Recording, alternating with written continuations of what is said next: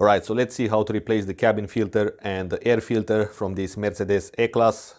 The air filter is located right here, and the cabin filter is going to be on the passenger side under the dashboard. So with a 7mm, let's remove this hose clamp. With a T30, you've got 4 bolts on this cover, and the cover will come out. Unplug the mass airflow sensor. And now with the E10 or a 8mm socket, you've got 3 bolts here, and the cover should come out. So let's take out the filter.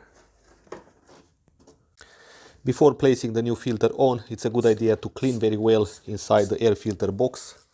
So in that way, all that dust will not go on the new filter, and the new filter will last longer. Now let's put the new air filter. Make sure that this clip goes very well in the hole there. And tight back the bolts. Okay. Next, in order to remove the cabin filter, we gotta take down this panel. So let's unscrew these two. Alright, the panel comes out. And this is the cover for the cabin filter. We gotta take out this clip like that, and down here you've got 2 more screws, and the cover should come out,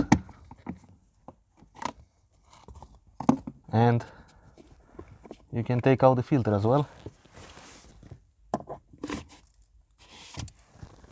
And as you can see, there is no need to clean in here because all the dirt will come down anyway.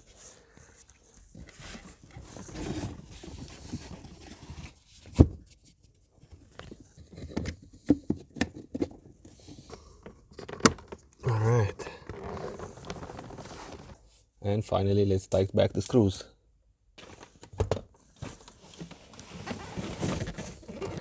And job done. That's how you replace the filter on this car.